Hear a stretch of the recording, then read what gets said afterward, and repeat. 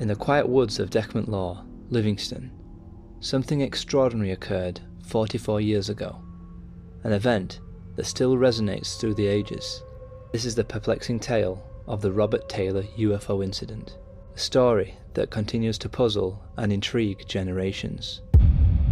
Now, as we traverse the corridors of time, let us transport ourselves to November the 9th, 1979, and step into the hushed embrace of the tranquil woods of Dechmont Law.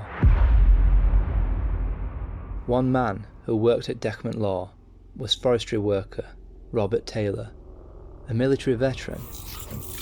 His job involved the maintenance and management of forests, which often entailed tasks such as tree felling, clearing land, and various responsibilities related to woodland management. On that chilly November morning, Robert Taylor parked his truck near Dechmont Law, ready for his routine stroll in the woods with his loyal dog, Bonnie, by his side. Little did he know that this day would etch an unforgettable chapter in his life. As he ventured deeper into the woods, he gazed upwards, and what he saw defied all explanation. A colossal flying dome suspended above the forest floor. Crafted from dark metallic material with a rugged texture and small propellers on its outer rim. The object left him in awe. With Robert being an ex-military veteran, he didn't back down from the strange object. He stepped closer to get a better look. As he stepped closer, he heard this strange metallic noise that appeared to be coming from inside the object. As he inched closer to the mysterious object, the ordinary morning took a spine-tingling turn. Two spheres descended abruptly from the dome, and that's when things became truly terrifying. Robert, completely baffled by what he was seeing, stood in shock and awe as his brain was trying to analyse what he was looking at. The spiked spheres, which Robert liked to World War II landmines, came hurtling towards him across the ground. As the objects got closer, Robert tried to run in fear, but the objects seized him with a daunting force, dragging him towards the looming dome. Their protruding spikes hooked onto his trousers, and as a pungent scent filled the air, he gasped for breath before losing consciousness.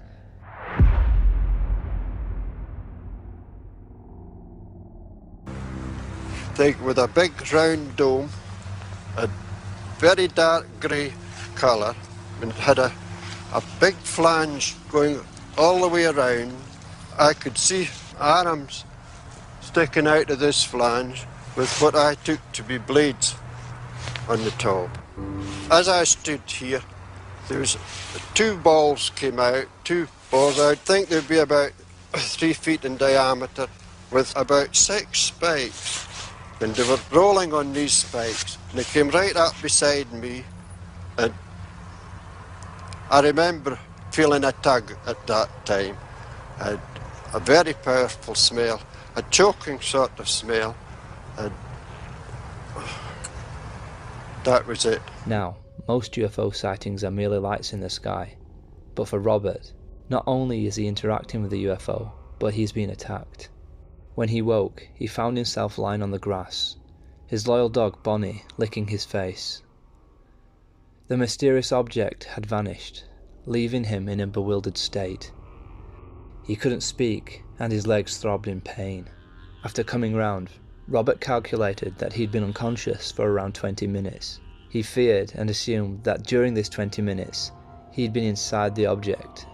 As he staggered to his feet, he looked around in the sky, but could see no sign of the mysterious craft.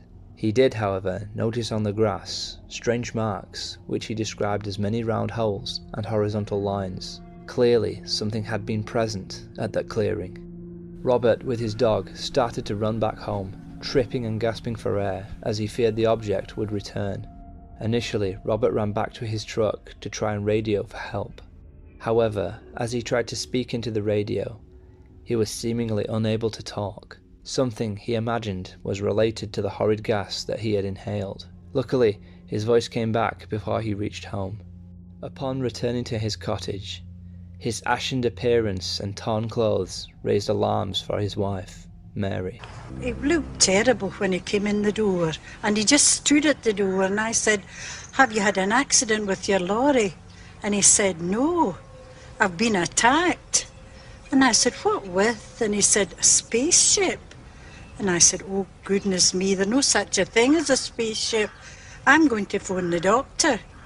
You must have fell and hurt your head."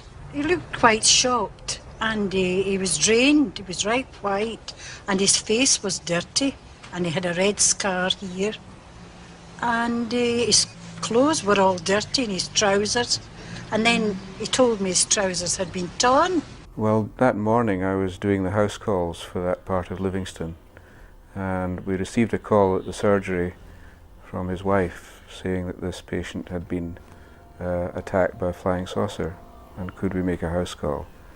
So I arranged to do that, and I went up to the house to see him. And how was he? Well, he was rather agitated and distressed, but he was able to give me quite a reasonable story about what had happened.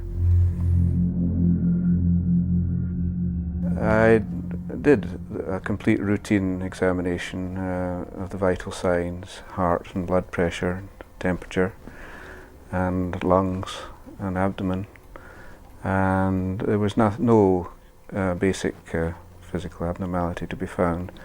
The only thing we could find were 2 marks, abrasions on his legs, one at each side, where his trousers had been torn.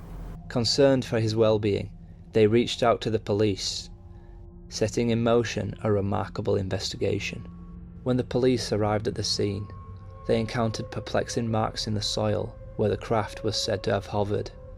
Robert's ripped clothing suggested a sharp upward pull, further deepening the enigma. Detective Constable 𝐥𝐢𝐤𝐞 meticulously examined the mysterious marks, each approximately 3.5 inches in diameter, and tracks reminiscent of caterpillar tracks were found, exclusively in the clearing where the encounter took place. On examining the area, I found 2 track marks in approximately 40 holes in the ground. And these are the track marks here, and these are the 40 holes. Since then, I've photographed the holes. This is a photograph of the hole here. This is the holes that measured approximately 3.5 inches. In this other photograph here, you can actually see the tread marks which correspond to the marks here. These markings and tracks were actually inside this area here that's fenced off, and there was definitely no other tracks leading to or from this area. Forensic examination of Robert Taylor's torn trousers became part of the investigation. The damage, characterised by something hooking and moving upwards, added another layer to the baffling puzzle. Robert Taylor is a respectable individual who is well respected in his community, and it seems to me that he wouldn't make something like this up for a bit of fame. Managed by West Lothian Council, the woodlands now bear an information board guiding visitors to the exact location of this extraordinary encounter. The Dechmont incident remains a timeless mystery, a tale that sparks debates and discussions. 4 decades have passed, and the legacy of the Dechmont incident endures. Was it a rendezvous with extraterrestrial beings, an unexplained phenomenon, or something beyond human comprehension? To this day, Robert swears that what he saw was 100% genuine. He says he doesn't care what anybody thinks, because he knew what he saw. So, that's it for today. I hope you enjoyed the video and subscribe for more. Let me know in the comments if you believe Robert's story, and don't forget to keep your mind open to the unknown. Thank you.